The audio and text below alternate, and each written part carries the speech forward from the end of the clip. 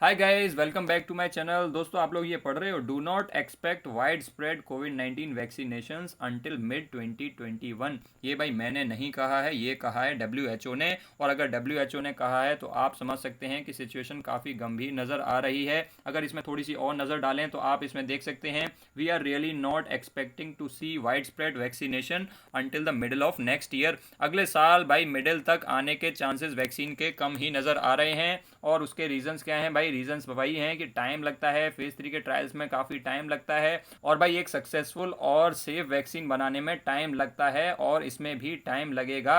तो दोस्तों, आपको ये कैसी न्यूज़ लग रही है भाई? कैसा स्टेटमेंट लग रहा है? मुझे तो नेगेटिव लग रहा है दोस्तों, क्योंकि भाई लोग सोच रहे थे कि दिसंबर तक आ जाएगी वैक्सीन, लोग सोच रहे थे कि भाई जनवरी तक आ जाएगी, लेकिन दोस्तों ये तो ऐसा लग रहा है कि कुछ ज़्यादा ही लंबा चलने वाला है। और ऐसे में भाई इकोनॉमी तो काफ़ी इम्पैक्ट होने वाली है, लेकिन मार्केट है अपनी कि भाई 11,000 के ऊपर चल रही है ऐसी सिचुएशन में भी। तो अब भाई मार्केट में क्या होने के चांसेस हैं? भाई मार्केट में थोड़े से करेक्शन होने के चांसेस हैं फिलहाल। अभी भाई बात करते हैं ग्लोबल इंडाइसिस की। ये आप देख सकते हैं, कल भी नेस्डेक 4% के आसपास टूटा था, जिसमें कि आज हमारी मार्केट भी 1.6% के आसपास टूटी थी। और ये मैं आपको अभी का हाल दिखा रहा हूँ, नेस्डेक में फिर से 3% की गिरावट आपको देखने को मिल रही है। अपना एसजीएक्स निफ्टी भी डाउन है 1% से। आपको ये बाकी इंडाइसिस भी भाई रेड में दिख रहे होंगे। अगर डाउ जोन्स की बात करें तो भाई डाउ जोन्स भी आपको 2% की गिरावट पे दिख रहा होगा। तो ओवरऑल भाई ग्लोबल क्यूज तो नेगेटिव आ रहे हैं, एसजीएक्स निफ्टी पे असर दिख रहा है, और ऐसा लग रहा है कि कल भी हमारी मार्केट वीक रह सकती है जैसे कि आज रही थी।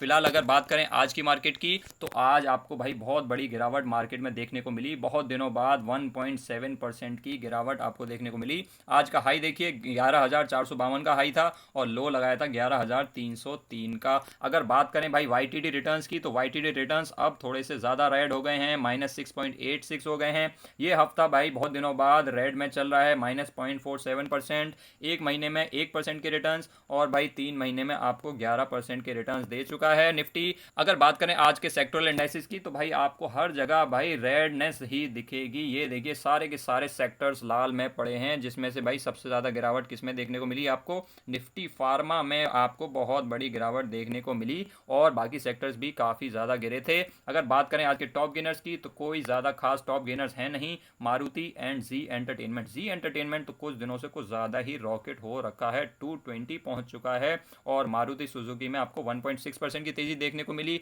अगर आज के टॉप लूजर्स की बात करें, तो लूजर्स में तो आपको आज बहुत सारे कैंडिडेट्स मिल जाएंगे, जिसमें सबसे पहले है एक्सिस बैंक 4%, टाटा स्टील 3%, और ये बाकी भी आप देख सकते हैं कितने बड़े बड़े लूजर्स आपको देखने को मिल रहे हैं। और भाई बैंकिंग सेक्टर तो ऑलरेडी इतना ज़्यादा इंपैक्टेड था, और फिर से बैंकिंग सेक्टर में वीकनेस नज़र आ रही है। तो दोस्तों कहीं पे अगर वैल्यू बची है तो वो बची है बैंक्स में। तो टॉप बैंक्स पे अपनी नज़र रखिए, क्योंकि बाकी सारे जो स्टॉक्स थे वो तो ज़्यादातर भाग गए थे, बाकी सारे सेक्टर्स भी भाग गए थे, लेकिन बैंक ने उतनी रिकवरी नहीं दिखाई थी जितना कि मार्केट ने दिखा दी थी। अब दोस्तों थोड़ा सा चार्ट पे नज़र डालते हैं, तो ये आप देख सकते हैं गैप डाउन ओपनिंग हुई थी आज, और आज की कैंडल इस तरह से बनी है, क्योंकि भाई आज जहां से ओपनिंग हुई थी वहीं पे ऑलमोस्ट क्लोजिंग हो गई है, क्योंकि कैंडल की बॉडी बहुत ही पतली है। अगर आप एमएसीडी की बात करें, तो एमएसीडी ने यहाँ पे सेल सिग्नल दिया था, और जो सिग्नल लाइन है और एमएसीडी की लाइन है, उन दोनों के बीच में गैप बढ़ता जा रहा है। यहाँ से वीकनेस नजर आ रही है। आप आरएसआई को देखेंगे तो पीछे इतनी ज़्यादा स्ट्रॉन्ग आरएसआई थी, अभी भाई वीक हो चुकी है, 51 पहुंच गई है। और इतनी वीक आरएसआई पिछले कुछ नियर टर्म में तो नहीं थी। तो आरएसआई से भी वीकनेस नजर आ रही है, कैंडल से भी वीकनेस नजर आ रही है, एमएसीडी से भी वीकनेस नजर आ रही है,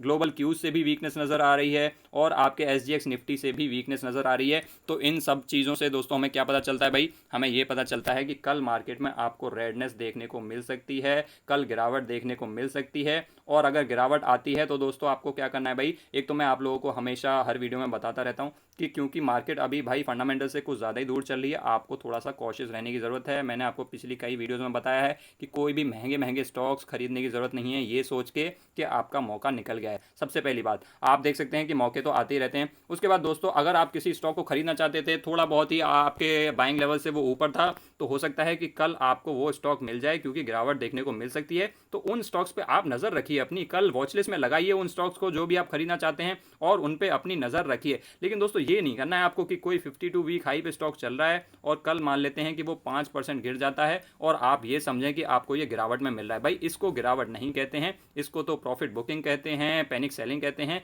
गिरावट वाले स्टॉक्स तो आपको अलग ही दिख जाएंगे जो अभी तक रिकवरी नहीं कर पाए थे, क्योंकि उनमें टेम्परेरी अभी प्रॉब्लम चल रही थी, और अगर कल थोड़ा और गिर जाते हैं तो वो तो और अच्छे प्राइस पे आपको अवेलेबल हो जाएंगे। तो इसीलिए आप दोस्तों अपने जो स्टॉक्स हैं उनकी वॉचलिस्ट बना सकते हैं, जीटीडी लगा के रख सकते हैं, और एक हमारी प्लेलिस्ट है स्टॉक्स की, उसको भी विजिट कर सकते हैं, क्योंकि उसमें भी आपको बहुत सारे स्टॉक्स और उनके लेवल्स मिल जाएंगे जो कि कल हो सकता है हिट हो जाएं। जैसे कि आज ही हिट हुआ था एक HDFC AMC का, आज हिट हुआ था क्योंकि HDFC AMC 2400 से नीचे गया था।